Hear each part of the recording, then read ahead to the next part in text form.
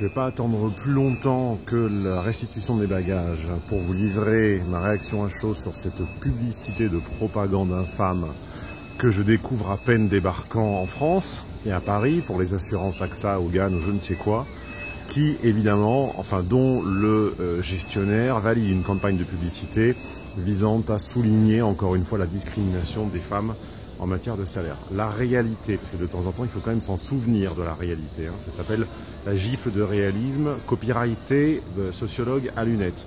La réalité, c'est que les femmes gagnent exactement la même chose que les hommes à 2 ou 3% près, c'est-à-dire les femmes gagnent 98 à 97% d'un salaire masculin jusqu'à l'âge de 32 ou 33 ans. Et qu'est-ce qui se passe statistiquement en moyenne selon vous à l'âge de 32 ou 33 ans?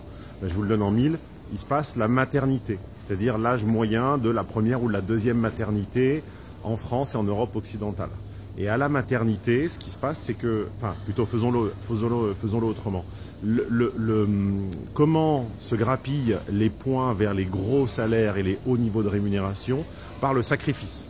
C'est-à-dire qu'on atteint un niveau de salaire supérieur à la moyenne, en général en renonçant à un élément de confort, en faisant un sacrifice sur le lieu de travail, c'est-à-dire en acceptant une expatriation courte ou longue, temporaire ou définitive, mais en acceptant une expatriation.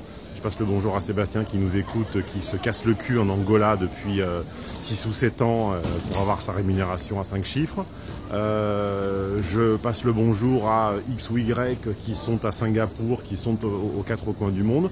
Donc on grappille ces points vers les hauts salaires, vers les hauts niveaux de rémunération, par le sacrifice des composantes de sa feuille de route, que ce soit le lieu de vie, que ce soit le temps disponible, que ce soit le temps de loisir, que ce soit... Voilà.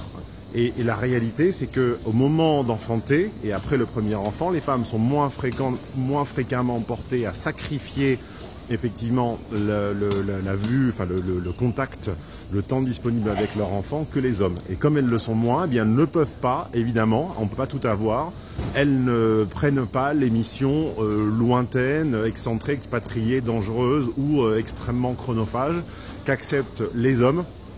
Et donc la différence de niveau de rémunération se creuse et atteint effectivement le fameux chiffre que vous entendez tout le temps là, de 17 ou de 18%, mais seulement après 32-33 ans, c'est-à-dire après l'étape fatidique du choix des priorités sur la feuille de route et sur le secret agenda.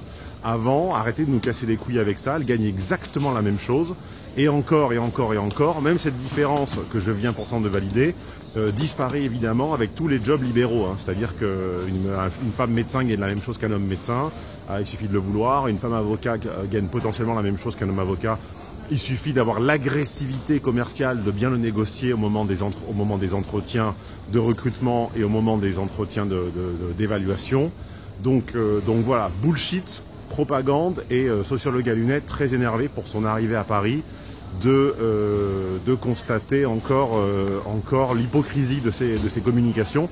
Et d'ailleurs le PDG d'AXA, là, toi qui as payé ta campagne de publicité, je ne sais combien de centaines de milliers d'euros, pourquoi tu ne prends donc pas...